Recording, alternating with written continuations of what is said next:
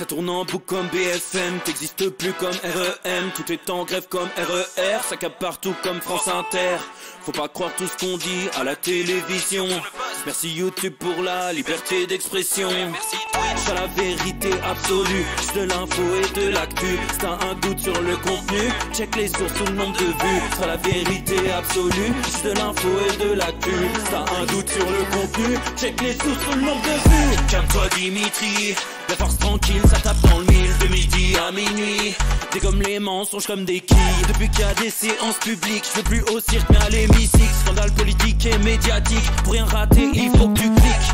Mec c'est Rémi, le meilleur du pire en ligne de mire. Aucun parti pris, que des avis bien réfléchis. J'suis encore bourré comme un Polac, donc j'pensais voir Laurent Ournac. J'crois que j'suis toujours à côté de la plaque, mais en politique j'sais qui est le crack.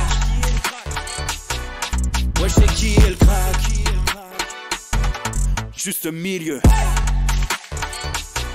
J'crois que j'sais qui est le crack.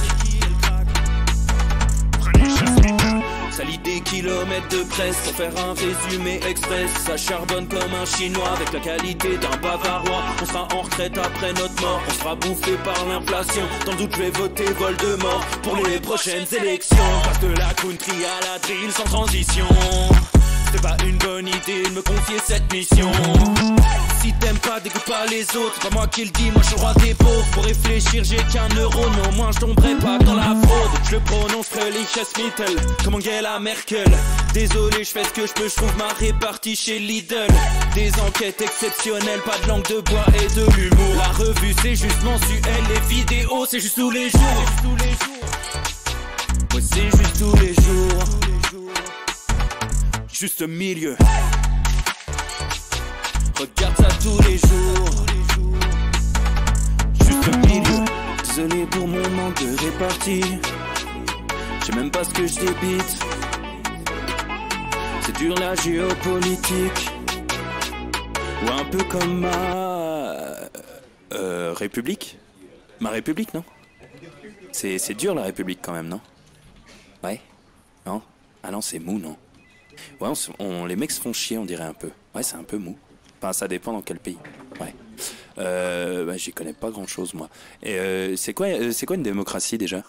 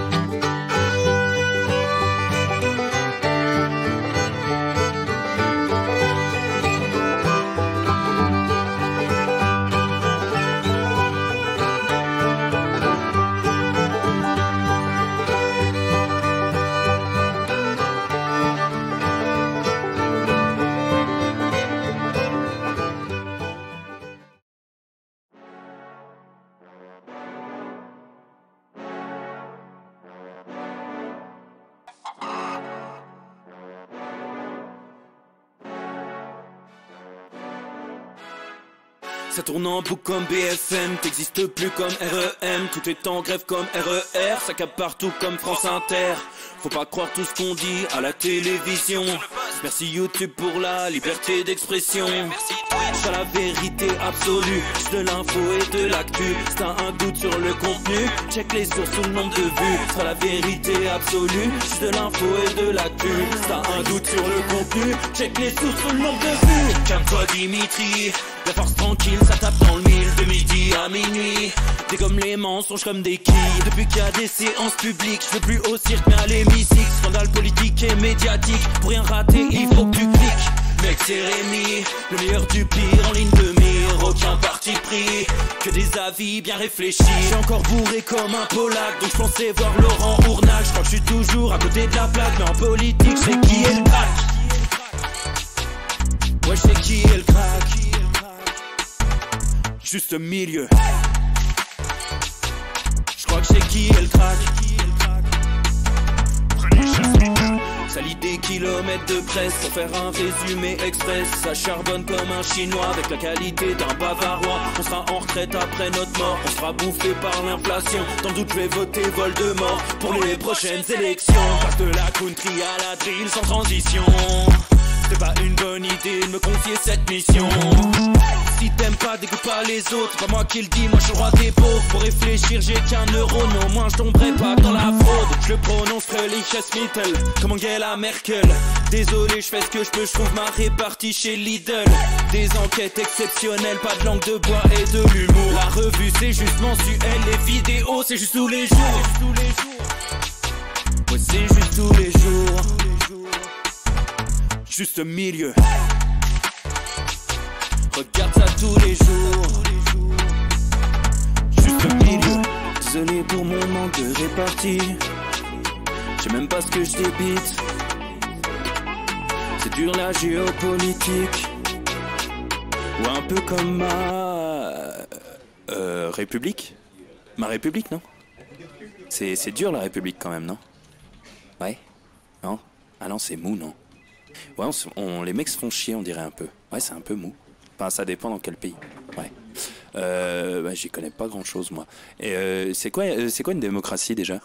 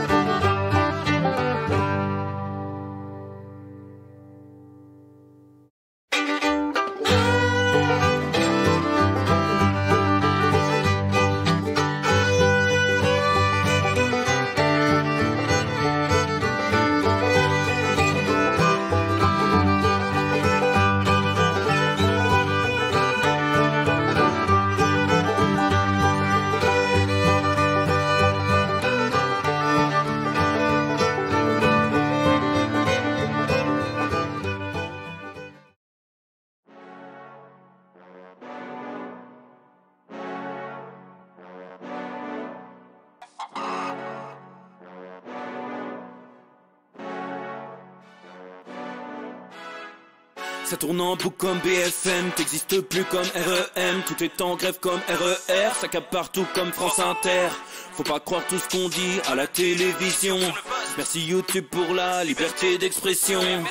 C'est la vérité absolue, c'est de l'info et de l'actu. Si t'as un doute sur le contenu, check les sources ou le nombre de vues. C'est la vérité absolue, c'est de l'info et de l'actu. Si t'as un doute sur le contenu, check les sources ou le nombre de vues. Calme-toi Dimitri, la force tranquille, ça tape dans le mille. De midi à minuit, t'es comme les mensonges comme des quilles. Depuis qu'il y a des séances publiques, je veux plus au cirque mais à l'hémicycle. Scandale politique et médiatique, pour rien rater il faut que tu cliques.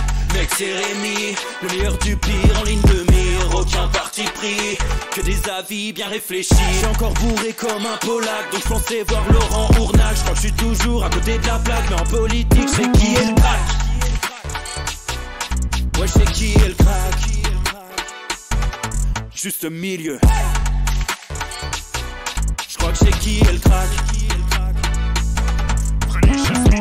Ça lit des kilomètres de presse pour faire un résumé express. Ça charbonne comme un chinois avec la qualité d'un bavarois. On sera en retraite après notre mort, on sera bouffé par l'inflation. Dans le doute je vais voter Voldemort pour les prochaines élections. Passe de la country à la drill sans transition.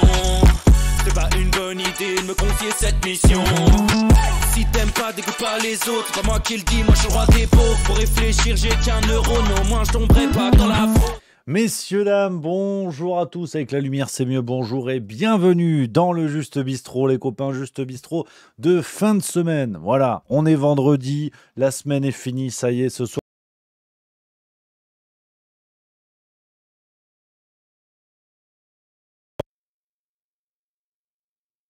D'ici une heure et demie, vous le savez, voilà, mais avant toute chose, on se retrouve pour finir la semaine en beauté, une semaine de grand chelem. On se sera vu tous les soirs sur le Juste Bistrot et ça fait plaisir. La semaine prochaine, ça devrait être la même chose. Ça, c'est chouette, voilà. Cette rigueur dans l'exercice, cette pratique, cette maîtrise, ça fait plaisir. Ça fait plaisir. Donc voilà, les amis, j'espère que vous, ça va, que vous êtes en pleine forme, que vous êtes au taquet, que la semaine a été bonne, bon gré malgré. Un bon gré malgré, parce que c'est vrai que c'est pas fou. C'est pas fou.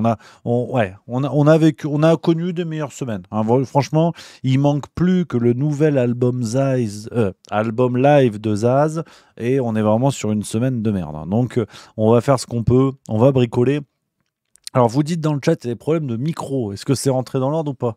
J'ai l'impression que tout est OK par chez moi, mais est-ce qu'on est bon ou pas? Il y a des trucs qui sautent. Alors, c'est possible parce que j'ai touché au câble. Enfin, c'est pas mon métier, l'électronique. Hein. C'est en ça que je me sens quand même très proche de Claude François. Donc, c'est vrai que c'est pas mon métier. C'est pas mon taf, on est bon. RAS, voilà. Merci. Merci les copains d'être attentifs, d'être au rendez-vous. En plus, ce soir, je vais vous abandonner relativement tôt, mais il y a interview avec l'inénarrable Pierre-Yves Rougeron, les copains, ce soir à 18h, interview avec l'ami Pierre-Yves. On revient bien sûr sur le contexte actuel et c'est toujours un plaisir de l'avoir. Alors, je dis ça reste entre nous, hein, promis, hein, ça reste dans la famille juste milieu, mais c'est vrai que l'ami Pierre-Yves fait partie des gens que j'ai la chance et l'honneur de côtoyer, qui intellectuellement m'expliquent beaucoup de choses, m'apprennent beaucoup de choses et m'impressionnent le plus. Je trouve qu'intellectuellement, je trouve que l'ami Pierre-Yves est vraiment quelqu'un de très solide, de très rigoureux. Et je trouve ça vraiment super, c'est vraiment une chance de pouvoir papoter avec des gens comme ça et de vous proposer la vidéo. J'espère que ça vous plaira, les amis. Et puis en plus, allez, ça reste entre nous aussi, haute surprise. Cet après-midi, j'étais avec Rémi Tel, un autre copain que j'adore, vraiment qui est adorable et qui sort un nouveau bouquin. Et c'est normal, on se serre les coudes entre nous. Et la vidéo sortira dimanche à 18h. Donc double ration de Ça discute avec cette semaine, les amis. Double ration. Et franchement, je suis ravi d'avoir eu deux personnages que j'apprécie. Et la semaine prochaine, je vous dis rien encore parce que faut qu'on le cale, c'est quasiment sûr, mais j'attends la réponse définitive. Je vais avoir quelqu'un aussi, que j'apprécie et que j'admire intellectuellement. Normalement, on devrait tourner ça jeudi pour dimanche. On va voir, donc je vous tiens au courant, les copains. Donc voilà un petit peu. Voilà, il y a Céphalopode84 qui dit dans le chat, Éric Branca, tu y crois, ce serait top. Je rêverais, franchement, d'avoir Éric Branca, auteur de L'ami américain, L'aigle et le léopard, son nouveau... je crois que c'est ça, Attends, non, si, c'est ça. Si, l'aigle et le léopard, c'est ça. C'est le lien entre l'Angleterre et le Troisième Reich au moment de la Seconde Guerre mondiale. Je rêverais de l'avoir aussi. Mais voilà, on essaie. Hein. Petit à petit, l'oiseau fait son nid. Hein. Little after little, the bird make his bed. J'essaie de progresser en anglais. On part sur un lancement juste milieu international l'année prochaine. Donc on essaie de bricoler. Gaëtan Seguin 38 qui dit... Dans le chat, Bruno Gassio, tu y penses? Ça me plairait beaucoup. J'aimerais ouvrir, hein, vous le savez les amis, dans le format Ça discute avec. J'ai envie d'ouvrir de plus en plus, d'avoir de nouveaux visages, parce que c'est vrai qu'on a souvent les mêmes personnalités, et c'est chouette, hein, mais j'aimerais ouvrir de plus en plus. On a reçu par exemple il n'y a pas longtemps Dirty Tommy, une chaîne de cinéma, chaîne YouTube que je trouve vraiment super, et j'aimerais beaucoup aller vers des humoristes, bien sûr, Bruno Gassio serait super. Mon rêve, ce serait Edgar Rive. J'adorerais avoir Edgar Rive sur Juste Milieu. On va essayer petit à petit de faire des propositions, et puis on verra si les gens acceptent, bien évidemment. Les copains, ce serait giga chouette, j'ai envie de dire. Ce serait giga chouette. Ouais, je le dis, j'ai pas peur des mots. Et puis dans l'autre sens, oui, alors, Guillaume Meurice, pourquoi pas, hein, pourquoi pas aussi, ce serait bien. Ce serait bien aussi. J'aimerais bien, mais ça, vous le savez, hein, je vous avais déjà raconté l'histoire, recevoir aussi des personnalités de gauche, d'extrême gauche, de ça, mais je pense que c'est de plus en plus complexe. Mais bon, qu'est-ce que tu veux que je te dise? Ça, après, c'est pas moi qui décide, hein. Donc, voilà les amis, ce qu'on pouvait dire sur ça. Alors, aujourd'hui, plein de petits sujets pour ouvrir un peu, voilà, enfin, pour ouvrir l'émission et finir la semaine. C'est un truc qui est quand même assez vivant, assez brillant. On va parler de pas mal de choses. Je sais que c'est vendredi détente. J'ai essayé de proposer quelques sujets plus ou moins détente. Il y a des trucs sympas, il y a des trucs pas sympas. On a du Julien Pain, on a du Patrick Cohen. On a plein de choses. On a plein de choses. Et on va commencer en toute souplesse parce que ce soir à 21h, c'est All Black Argentine, demi-finale de la Coupe du Monde de rugby. Alors, ok, la France n'y est plus, mais on aime le rugby, on aime le ballon ovale, on aime tout ça. Donc ce soir, on va regarder le match, bien évidemment, on va regarder tout ça. Je pense que l'Argentine va se faire des boîtes. Bon, on connaît la qualité de mes pronostics, donc il n'est pas impossible que les Blacks prennent une branlée. Mais moi, je dis clairement, j'annonce un 53-12 pour les All Blacks, hein, qui vont ouvrir l'Argentine, qui va se faire déchirer. Demain, c'est Afrique du Sud-Angleterre. Alors, je le redis, pardon. Pour moi, pareil, l'Angleterre va se faire ouvrir. Ils vont tenir une mi-temps, mais le banc Sudaf va faire la diff. Et on part sur un 32-12, un peu ce qu'ils avaient pris en finale il y a 4 ans. Ouais, tu vois, je te dis un 34-17, un truc comme ça. Mais par contre, que l'Angleterre n'aille pas en finale, hein. Vous connaissez, si l'Angleterre va en finale, lundi, je fais tout le juste bistrot en anglais. Il n'y aura personne, on va exploser les moyennes, mais je le dis, hein, impossible que l'Angleterre gagne. Ça, par contre, je veux bien ce que vous voulez, mais ça me semble impossible. Donc voilà, ce sera tout le juste bistrot. Il faudrait que j'arrive à shipper un maillot de l'Angleterre d'ici là. Je suis capable, with a cup of tea, to speak all along the just pub.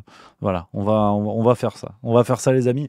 Donc, avant tout, on continue, petite ouverture rugby. On a eu cette information incroyable. Alors, on a beaucoup parlé de l'arbitrage de ce France-Afrique du Sud, hein. C'était il y a presque une semaine. C'était hier, c'était jadis. La France éliminée, bien sûr. On a beaucoup parlé des décisions arbitrales. Alors, qu'on soit bien d'accord, les copains, on va pas refaire la salade. Vous savez ce que je vous avais dit à ce moment-là. Et je pense qu'on était beaucoup à être d'accord là-dessus. Malheureusement, on était dans un match qu'on a dominé, qu'on le veuille ou non. On a dominé l'Afrique du Sud. On aurait dû tuer le match. Et par nos erreurs, par notre manque comme ça de violence pour asseoir notre domination dans le match, ben malheureusement, on s'en est remis à des décisions arbitrales, certaines qui étaient plus que problématiques, certaines qui étaient discutables, mais en attendant, on a perdu parce qu'on n'a pas réussi à transformer, par exemple, le deuxième essai qui nous aurait mis à 14-0, c'était pas la même salade derrière, et on a appris aujourd'hui que World Rugby, donc l'équivalent de la FIFA au rugby, légiféré est revenu, hein, à analyser le match de Ben O'Keefe, arbitre de la rencontre, qui est reconduit d'ailleurs pour le match Afrique du Sud-Angleterre. C'est quand même assez original. Je vous mets une petite séquence, on en a parlé sur Sud Radio aujourd'hui. Enfin, les journalistes, moi, je n'étais pas là, t'imagines bien, j'étais ailleurs. Ils en ont parlé, écoutez ce qui s'est passé, ce qu'a dit World Rugby. Le journal de la Coupe du Monde de rugby. Voilà, et il n'y a pas de son. Et c'est original parce que moi, je l'avais dans mon casque, tu vois, c'est fou, hein, les aléas du direct, ça tient à pas grand-chose. Les fromages Matok, l'affineur des Pyrénées au cœur de la mêlée, présente Sud Radio, le journal de la Coupe du Monde. Et cette Coupe du Monde de rugby qui reprend son cours, Maxime Troulot, avec dès ce soir la première demi-finale. Et oui, Nouvelle-Zélande-Argentine à 21h. Bon, les Néo-Zélandais sont plutôt favoris. Mais attention, Pumas, prévient le journaliste. Voilà, ça on s'en branle, c'est juste que au micro d'Antoine Mazère pour Sud Radio. Alors ce soir donc les Blacks ils ont pointé 3 erreurs. C'est ça qui nous intéresse. C'est ça qui nous intéresse. De World Rugby, hein, la fédération mondiale de rugby, eh bien ils ont revu le match et ils ont pointé 3 erreurs majeures des arbitres, toutes en défaveur du 15 de France. Il y en a 2 aussi qui ont été oubliés, mais ça c'est en faveur des Français. On refait pas le match. Non, exactement. Non, mais vous avivez les regrets de évidemment. Malgré tout, il va y avoir de belles rencontres. Oui. Donc Argentine-Nouvelle-Zélande ce soir 21h, c'est à suivre en direct. Voilà, bon, je pensais qu'ils en parlaient un peu plus longuement, je vais pas vous mentir. Donc, vous avez en fait la World Rugby, donc l'équivalent de la FIFA, qui la séquence, je vais pas vous mentir, je pensais qu'ils en parlaient plus longuement, tu vois, mais là c'est le professionnalisme, c'est la maîtrise de Twitch qui fait la différence, c'est que je rebondis. Haha, tu savais pas.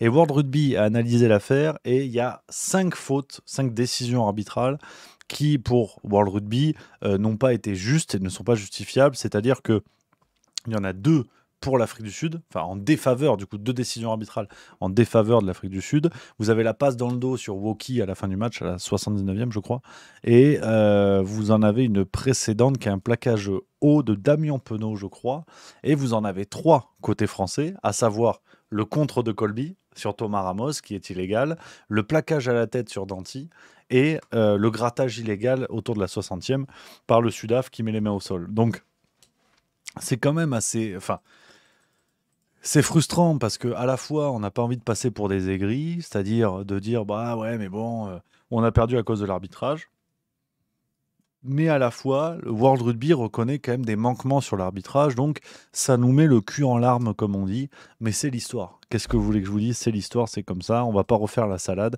mais je voulais quand même vous le dire, hein, Ben O'Keefe, avec tout le respect bien sûr qu'on a pour le corps arbitral, hein, sur ses décisions bien sûr, je lui pisse au cul, voilà, évidemment. Mais c'est normal, on est français, on est grivois. Sans aucune transition, les amis, on va parler un petit peu du contexte Israël-Palestine. Alors, vous connaissez la maison.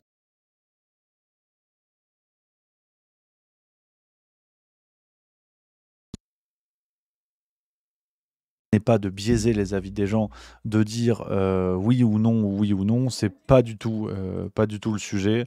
Je veux simplement partager des sujets de forme, des séquences de forme, et voir un peu le traitement qu'on peut avoir. Alors apparemment le micro, on est bon ou pas? Ça douille le son. Il faut que j'arrête de toucher à ce câble. J'ai l'impression que je l'ai cassé en fait. On est bon ou pas là? J'ai l'impression que je l'ai pété le truc. Faut pas que je tire sur le câble. Et il faut pas que je me tire sur le câble. Ah, je déconne. Ouais, on est bon. Apparemment, on est bon. Donc, je vous disais, voilà, traitement de forme. Alors, quelques séquences. On a eu, par exemple, Pierre Conessa, que vous connaissez, qui a écrit des bouquins fabuleux sur la géopolitique notamment, qui était sur l'heure des pros le 19 octobre et qui a calmé l'ambiance. Qui a détendu un petit peu tout le monde. Je vous mets la séquence. On a pas mal de séquences aujourd'hui que je voulais vous partager. On commence avec celle-ci. Sur le million de personnes qui doivent se déplacer dans la bande de Gaza avant l'opération israélienne. Ça s'appelle pas de l'épuration ethnique, ça? Quand c'est les Ils restent chez eux. Pardon? Ils sont restés chez eux pour l'instant. Hein. Ils sont dans le sud. Non, d'accord, mais enfin, 1 million de personnes sur une bande de 40 km sur 20. Vous savez, quand c'est les Azerbaïdjanais qui le font avec les Arméniens, on appelle ça de l'épuration ethnique. Jean-Marie, qu'on ne parle plus des Azerbaïdjanais. Oui, tout à fait. Donc ils vont finir le boulot. On parlait d'épuration ethnique parce que c'est un déplacement pour éviter des bombardements. C'est pas une volonté de vider Gaza des Palestiniens. Bah écoutez, oui, ça s'appelle une épuration ethnique, comme au Haut-Karabakh. Il y a un peu de provocation dans votre discours. Je pense que ce terme-là, effectivement, Israël demande aux Gazaouis de quitter Gaza pour les épargner. C'est ça la réalité. Avec des bombardements aériens. Vincent Hervouette peut-être... pour que les bombardements aériens soient moins meurtriers, oui, évidemment. Meurtriers, donc, je pense la conscience que... pas de bombes qui épargnent les enfants, par exemple. Mais Israël ne pouvait pas accuser Israël de faire du nettoyage ethnique à partir du moment où il demande aux citadins de quitter Gaza, ville, pour aller dans le sud du territoire. Netanyahou refuse de faire évacuer les colonies illégales qui sont créées par des juifs radicaux sur les territoires occupés. L'épuration ethnique, c'est tuer des gens. Non, l'épuration ethnique, c'est vider un territoire. C'est si vous ne faites pas entendre à vos auditeurs qu'on a 2 radicalismes face à face. Netanyahou est un bout de feu. Quand il annonce qu'il va pratiquement vider Gaza, qu'est-ce qu'il fait? Il provoque du terrorisme et ce terrorisme, il va venir chez nous. Non, nous allons marquer une pause. Oui. Voilà, bon alors une petite séquence un peu coupée, donc le montage laisse une impression un poil différente de ce qui a été, même si Pierre Conessa a assis un petit peu tout le monde. Et ce qui est très intéressant, alors au passage d'ailleurs, il fait partie de la liste des personnalités que j'aimerais vraiment recevoir sur Juste Milieu, mais on voit bien qu'on retrouve sur l'aspect formel des choses, hein, qu'on soit bien d'accord, l'aspect formel des choses, on a une même dynamique sur l'aspect du discours, vous avez la même chose qu'en temps de Covid et qu'en temps d'Ukraine, et qu'au début du conflit en Ukraine. C'est-à-dire que vous avez des gens qui apportent le bon sens, qui apportent le réel, qu'on le veuille ou non. C'est-à-dire que je sais que c'est pas facile. J'en conviens, les amis. Vous savez tout ce qu'on se dit depuis le début. La situation est atroce. On a envie de prendre parti parce que l'émotion prend le pas sur le reste. Mais si on essaie de prendre de la distance et de regarder tout ça froidement, on se rend compte que quand vous prenez une population, que vous la limitez à un territoire restreint et que vous faites en sorte de l'exterminer, c'est de l'épuration ethnique. Point. Quand ça arrive au Soudan du Sud, quand ça arrive dans des pays à travers le monde, on le dit. Les livres d'histoire sont pleins de drames que l'on doit regarder comme des drames. Sauf que quand l'histoire s'écrit sous nos yeux, vous avez toujours des experts de plateau qui vont vous expliquer que c'est pas pareil. C'est malheureux, mais il faut voir ce réel pour ce qu'il est. C'est la bonne phrase, on la connaît de Peggy. Le plus dur est de voir ce qu'on voit. Et donc, on est là-dedans. Si on fait... Alors, je fais un parallèle de forme, hein, qu'on soit bien d'accord, les amis, qu'on ne mélange pas tout. En temps de Covid, quand vous dites à des gens, le lundi, tu peux sortir de chez toi, le mardi, tu ne peux pas, mais tu te signes un papier. Dans les bars, tu dois boire assis ou debout, selon ce que va te dire le pouvoir avec un grand P. C'est une atteinte aux libertés individuelles, de manière formelle, je veux dire, qu'on soit d'accord ou pas, qu'on soit pour ou contre le vaccin ou pas, ou je sais pas quoi. Et donc c'est ça le problème, c'est que quand, alors merci, petite parenthèse, merci à Notizzi, l'ami Notizzi qui fait un raid avec ses copains, merci à toi cher collègue. Donc pour revenir à ce que je disais, on voit bien que dans ces périodes-là, le plus dur est de voir ce qu'on voit. Donc de constater ce qui doit être constaté, et après, l'émotion prend le pas, le parti pris prend le pas. Et je veux dire, que l'on soutienne Israël ou la Palestine, on doit constater ce qu'il en est.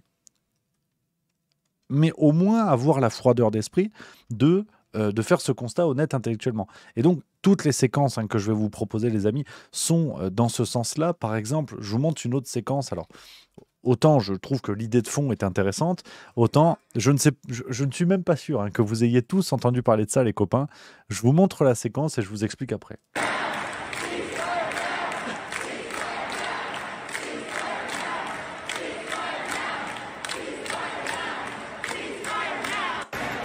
Vous avez au Capitole, c'était le 18 octobre, des centaines de juifs américains, dont des rabbins, qui ont investi, qui sont entrés dans le Capitole aux États-Unis pour réclamer un cessez-le-feu à Gaza.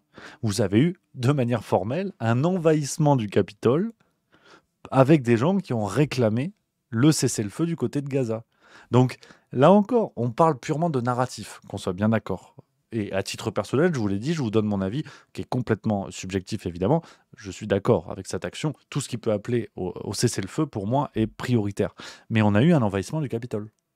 Quand je vous parle de traitement sur la forme, là, aucun média n'est venu expliquer que c'était un scandale, un coup d'État, une atteinte à la démocratie. Et c'est très intéressant. C'est pour ça que je vous montre cette séquence, parce qu'on est vraiment là-dessus. C'est-à-dire que quand nous sommes...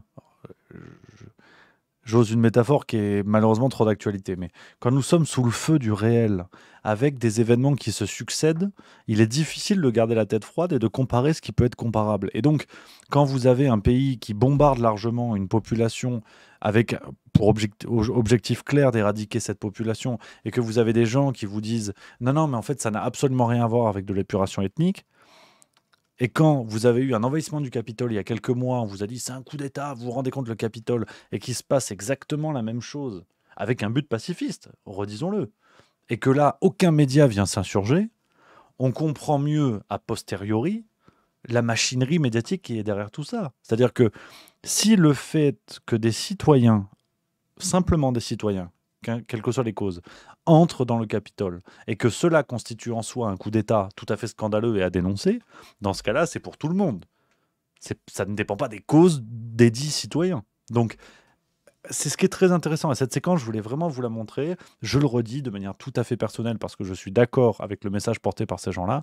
Et aussi parce qu'on voit bien que le traitement médiatique a cette capacité. Je radote, je vous dis un peu des choses faciles parce qu'on le sait tous. C'est le traitement médiatique du fameux 2 poids 2 mesures. Mais là, on en a un exemple parfait. C'est-à-dire que cet envahissement du Capitole, on comprend bien qu'il est grave parce que des gens, et notamment des médias, ont décidé qu'il le soit. Tout comme l'épuration ethnique. Une épuration ethnique est grave selon qui est à l'origine. Et qu'on soit bien d'accord, les amis, je ne veux pas mettre de l'huile sur le feu. Je vous dis ça par constatation du réel. Après, on est d'accord, on n'est pas d'accord. Je ne m'investis pas là-dessus et je vous laisse libre tous les spectateurs de ce Twitch d'avoir leur propre avis. Mais juste pour bien comprendre que parfois, et même quand les heures se font graves et que le sang ruisselle, il y a parfois un réel que l'on présente comme grave et que ceux qui le présentent comme grave y ont un intérêt. Et que le réel en soi n'est pas aussi grave que ce qu'on a pu dire précédemment sur des situations similaires. Il faut qu'on soit au clair sur ça. Il faut vraiment qu'on soit au clair. Pour le dire un peu plus crûment, mais parce que c'est aussi le fond de ma pensée, une bombe, même quand elle est siglée du drapeau des USA ou de la France, ça reste une bombe. Donc, il faut faire attention, il n'y a pas les bonnes et les mauvaises bombes. C'est un peu bidon ce que je vous dis, c'est un peu de l'humanisme à 2 balles, on dirait du Yannick Noah. Mais en même temps, aujourd'hui, ça se perd. Aujourd'hui, ça se perd, ce que je suis en train de vous dire. Pourtant, c'est une banalité sans nom. Je veux dire, une bombe, elle tue. Point. Effectivement, il y a Marcel Zero qui dit dans le chat, Miss France, on est à un niveau de discours de Miss France. Mais c'est peut-être le drame de notre époque. C'est-à-dire qu'aujourd'hui, un discours de Miss France peut devenir subversif. Parce que, en vrai, au début, je vous disais ça en pensant que c'était une vanne, mais en fait, pas tant que ça. Parce que aller aujourd'hui dans un média et dire, moi, ce que je veux, c'est la paix, on va vous dire, ah, parce que vous êtes pro-Hamas, du coup, c'est ça? Vous êtes pro-Hamas. Et donc, tout de suite, ça part en cacahuète. Il faut quand même le souligner, et je vais peut-être ravir ceux qui pensent que je suis absolument un anti-LFI. Les rares qui ont appelé à la paix, en France, sont d'abord LFI. Et donc, ce discours-là, on leur a tapé sur les doigts. Il y a eu d'autres choses avant, après, qu'on se met d'accord. Mais en tout cas, sur l'appel au cessez-le-feu, on a dit, ah ouais, donc vous appelez au cessez-le-feu parce que vous êtes pro-Hamas. Oula. Donc, en vrai, je fais une blague, mais c'est vrai que aujourd'hui, appeler à la paix, eh ben, ça peut être déjà très mal vu. Et c'est grave. Et c'est grave parce que quand on a passé des années, des décennies de plus jamais ça, des décennies pour apprendre que le bellicisme n'est rarement l'issue à une situation, et qu'aujourd'hui on se retrouve à ça et qu'on encense des va en guerre, c'est assez terrible. Mais bon, voilà, on continue dans les séquences en lien avec ce sujet-là, et après il y a une séquence de 8 minutes dont vous avez peut-être entendu parler, les amis, j'ai hâte de vous la montrer parce qu'elle est extraordinaire. Petite parenthèse, Julien Pain. Bah oui, parce que on ne pourrait pas passer une bonne émission sans un moment Julien Pain qui nous a régalé. Je crois que je pourrais passer des heures et des heures à vous chercher les bonnes blagues. La séquence se suffit à elle-même.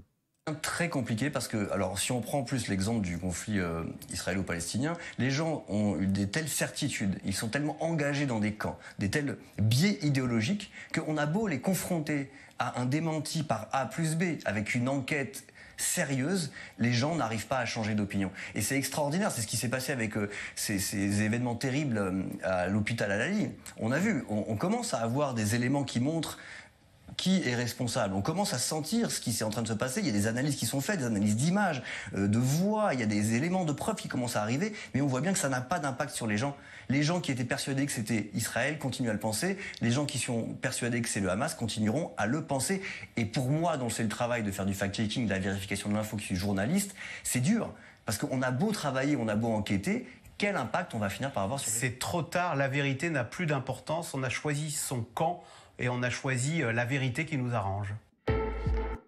Formidable, formidable Julien Pain, qu'est-ce que vous voulez que je vous dise ? Je crois qu'il n'y a pas beaucoup de choses à rajouter. Vous avez quelqu'un qui vous explique que les gens s'emballent sur une situation, en l'occurrence le bombardement de cet hôpital. On y reviendra dans la suite de ce Twitch.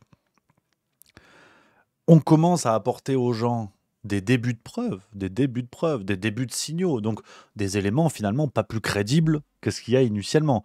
Et les gens ne veulent pas y croire. Quel ramassis de fils de pute. Alors, c'est pas ce qu'il a dit, mais tu te dis que quand même, on n'est pas loin du compte.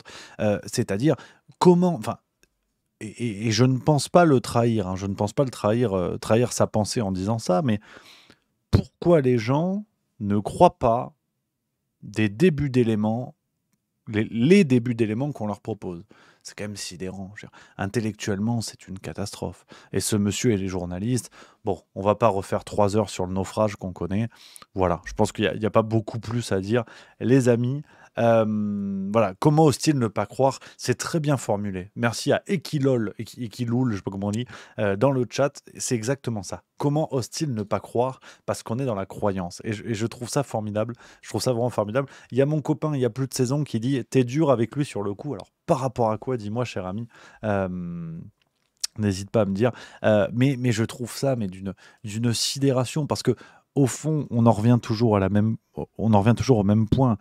Comment ces fact-checkers, en la personne là de Julien Pain, comment ces gens-là peuvent se plaindre du fait que les citoyens ne croient plus en la parole des experts, alors que ce monsieur s'est posé comme une autorité morale et intellectuelle, aussi bien en temps de Covid qu'en temps de conflit israélo-palestinien. Mais il est expert de quoi? Sinon en qualité des mousses des sièges de plateau TV. Je veux dire, c'est aussi ça le problème, c'est que au fond, vous savez, moi je suis humaniste. Au fond, si Julien Pain voulait vraiment défendre son métier, il ne serait pas Julien Pain. C'est-à-dire qu'il ne serait pas quelqu'un qui déboule sur 1001 sujets expliquer que les gens ne veulent pas croire la vérité. Parce qu'au bout d'un moment, personne ne peut avoir la vérité sur 1001 sujets. Sauf peut-être Jésus, on ne sait pas, faut voir. Mais c'est quand même terrible. C'est quand même terrible. Le mec vient t'expliquer, les gens ne veulent pas croire la vérité du Covid parce que nous on l'a. Et 3-4 ans après, 3 ans après environ, il te dit: ah mais les gens ne veulent pas croire la vérité géopolitique parce que nous on l'a. Mais c'est quoi en fait? Vous la trouvez où cette vérité? C'est quand même terrible. C'est que Julien Pain, au fond, est le pire ennemi de Julien Pain. C'est qu'effectivement, vous avez des gens sur les réseaux sociaux qui vont relayer des informations absurdes sur n'importe quel sujet et se faire passer pour des experts à chaque fois et propager des fake news. Mais qu'a fait Julien Pain? Qu'a fait Julien Pain? Lui-même qui a reconnu qu'en temps de Covid, ils avaient dit des conneries. C'est aussi ça le problème. Et je vois, il y a Ed2912 qui le dit dans le chat, il a fait un mea culpa. C'est aussi ça le problème. C'est que Julien Pain a reconnu qu'il avait été une pompe à vélo. Donc malheureusement, vous savez que c'est une phrase que j'aime bien de Nietzsche, c'est ce qui me bouleverse, ça n'est pas que tu m'aies menti, c'est que désormais je ne pourrai plus te croire. Et cette phrase, je la trouve fondamentale.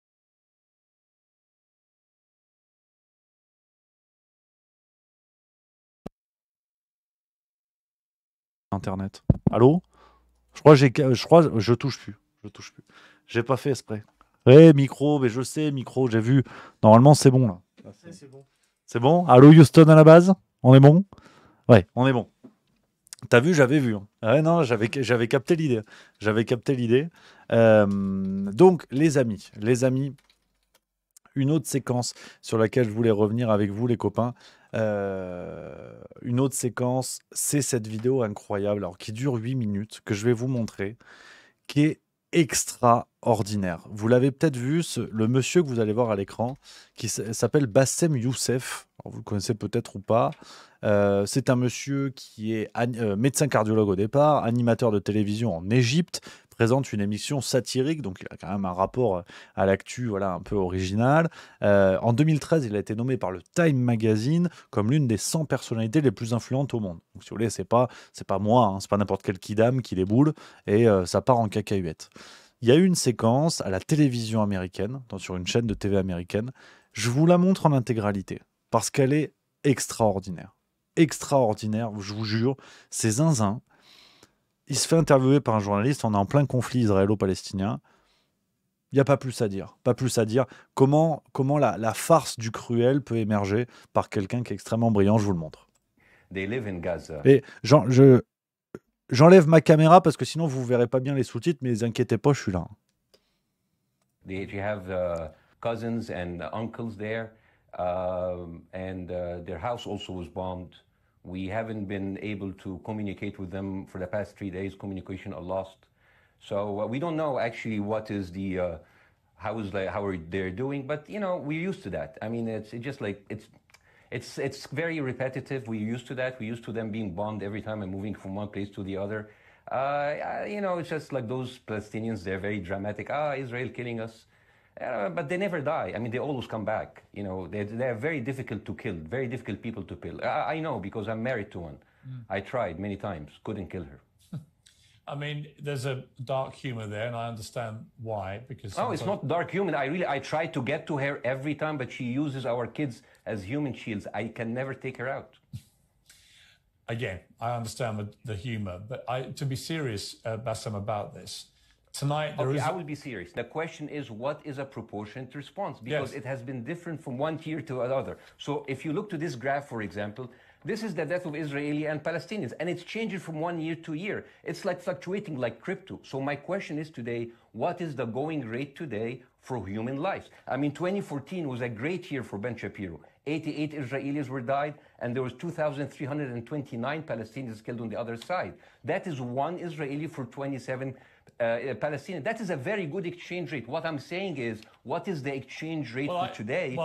You guys will be happy. That's my question. The reason that I'm using this is that, I mean, I can't remember what happened in 2014, and there was no music festival, but there must be something. I mean, they must do something. It is their fault. It has to be something. I mean, in 2018, 300 Palestinians died. Who's counting, you know? So the thing is, what my question is, let's find what is the exchange rate for human life today so we know, expect the future death of Palestinians and we'll be happy to it. If you were Israel, what would you... If I was Israel. If you were Israel and that had happened to you, what would you think would be the appropriate way for the country to respond?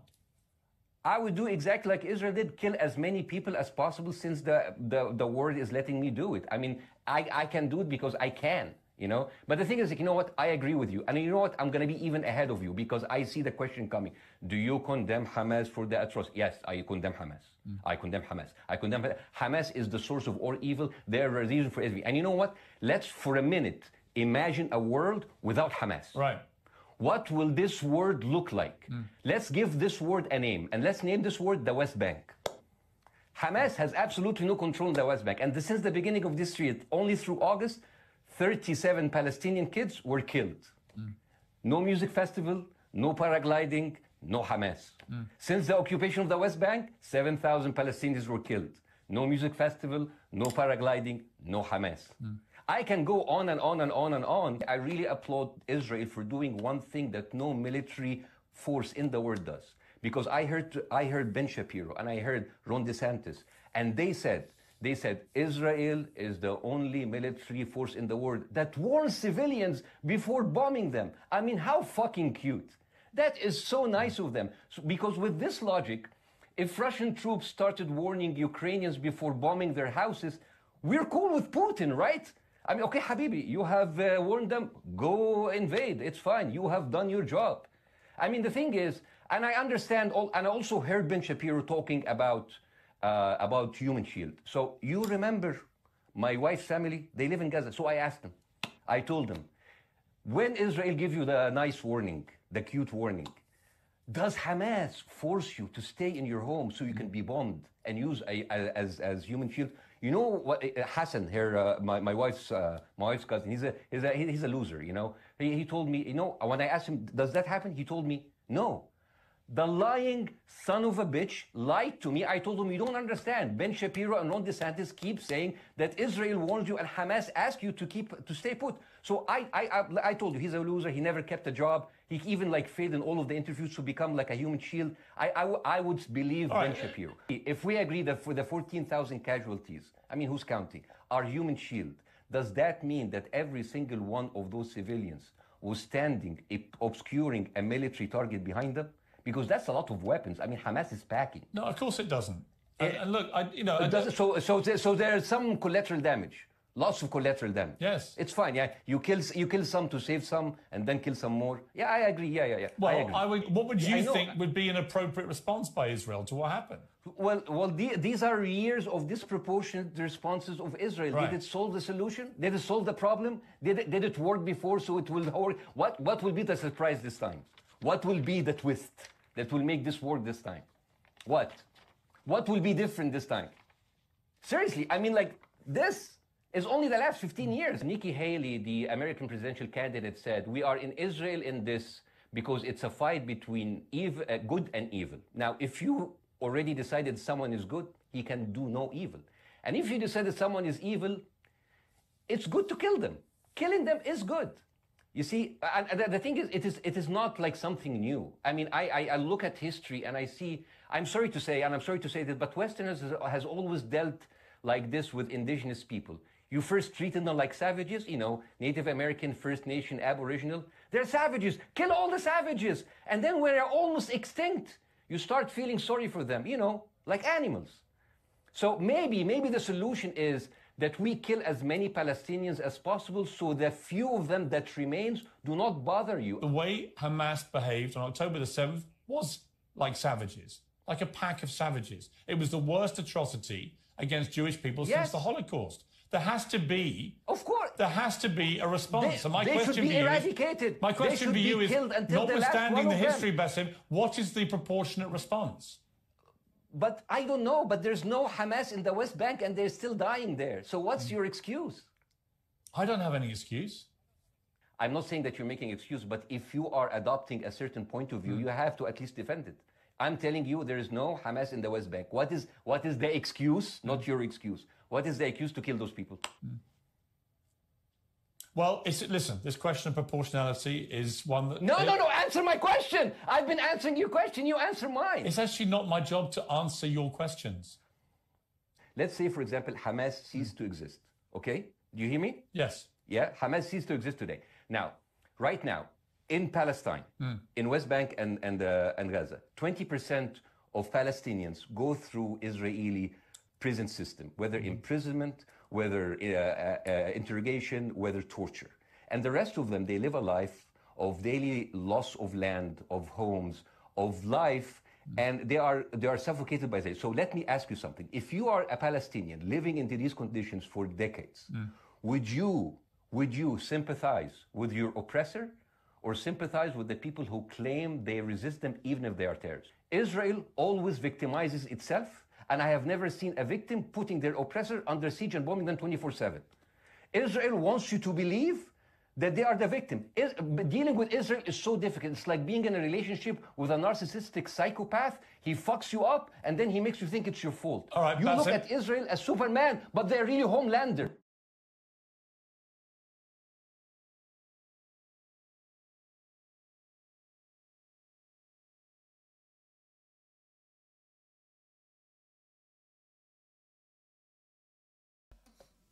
J'avais oublié le micro. Désolé. Voilà les amis, voilà, j'avais oublié le micro. Cette séquence, je reprends ce que je vous disais, cette séquence que je trouve extraordinaire parce que on est vraiment dans ce rire grave, c'est-à-dire que quand tout part en cacahuète, on est vraiment dans cette nécessité de pointer du doigt la farce avec quelque chose de pertinent, de clair. Et comme je vous l'ai dit, on est sur ce que je vous disais avant, c'est-à-dire on pointe du doigt les failles du réel, et après libre à chacun d'avoir son camp. Mais c'est-à-dire, ce qu'il dit, à moins d'être de mauvaise foi intellectuellement et être malhonnête intellectuellement, on ne peut pas le nier. Après, on soutient le camp qu'on veut, mais tout le monde peut être d'accord là-dessus. Je vous mets le lien dans le chat, les amis. Vous êtes beaucoup à le demander. Alors, on me dit invite-le. Oui, mais j'aimerais beaucoup. Mais le problème, c'est comment je me débrouille en anglais. T'as vu mon niveau d'anglais? How are you, Wassam? Hey? Non, ça va être très très long. Surtout pour lui, à mon avis.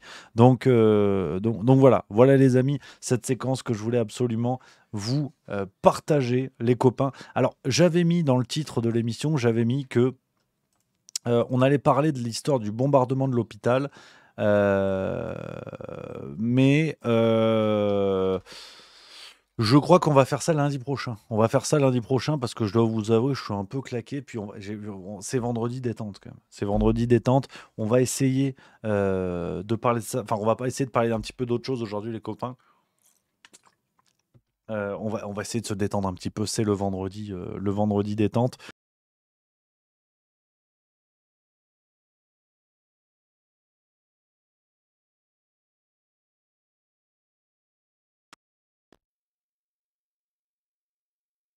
Et voilà. Ouais, mais il est tordu, mais parce que voilà, non mais voilà. Putain, c'est quand même le technicien, merde.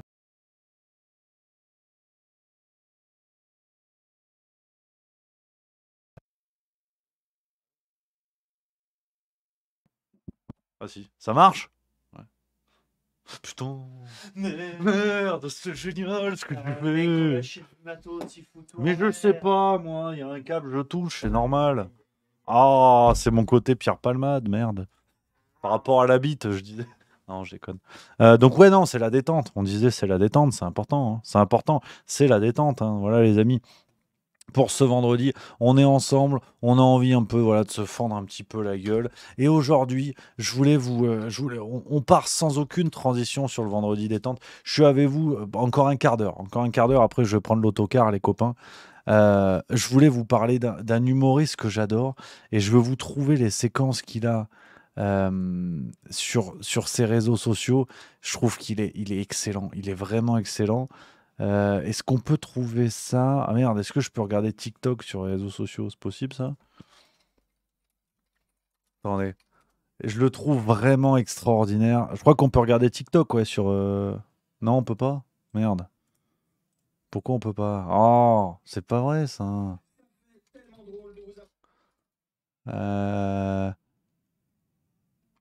Si, c'est bon, j'ai trouvé. Je le trouve vraiment génial.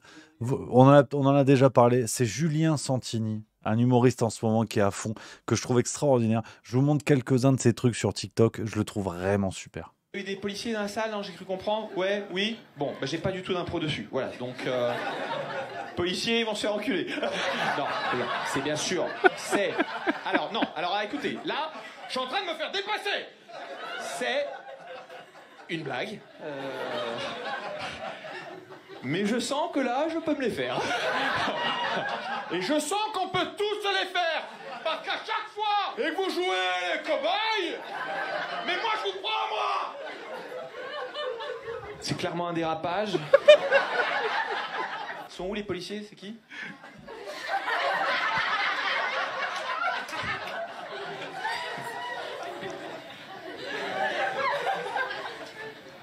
Alors, pour une rentrée, je suis gâté. Bon, ils vous ont... Non, je vais pas vous faire chier. Ils vous ont déjà bien... Si tout le monde a fait des impros dessus, je vais pas les faire, hein. Non, personne n'en a fait... Bon, ben c'est bien. Non, mais c'est drôle parce que vous n'avez pas du tout le physique. Au sens, je veux dire par là, il n'y a pas de stéréotype, mais vous avez l'air agréable. Non, mais je veux dire, moi, tu me poses des questions, je réponds. Moi, tu me parles, je te rends l'appareil. Ah, je trouve qu'il est vraiment bonnard. Il est complètement à contre-temps et tout. Ah, ça me plaît. Ah, ça me plaît, on va pas se mentir. Je le trouve vraiment très chouettos. On s'en remet encore un. On s'en remet encore un, ça fait plaisir. Bonsoir, oh là là. Oh, voilà. Wow. Quel est ton prénom? Très rapidement. Tu es extrêmement bonne. Bonsoir. Ça fait tellement plaisir. Voilà, j'ai pas plus... Je suis désolé, mais j'adore l'impro, mais voilà, j'ai aussi mes limites. Mais je suis un peu joueur, donc même si mon metteur en scène me dit le rail, eh bien ferme ta gueule, le rail. S'il arrive quoi que ce soit et qu'il faut te sauver, je serai là. Elle était en train de s'étouffer, voilà. Donc, et sache que je le fais pour toi et je ne le ferai pas pour toi. Pour cause de, les gens ne te voient pas, mais je leur donne l'info, tu sembles avoir 70 ans. La vie est très dure. Ça va le tennisman? Comment c'est... Bon, allez, j'avais une fois mon impro, je voulais la faire depuis le début, et ensuite on y a... Roland Garros s'est bien passé. Dans le... J'ai arrêté ce sketch parce que je vois que vous en battez les couilles.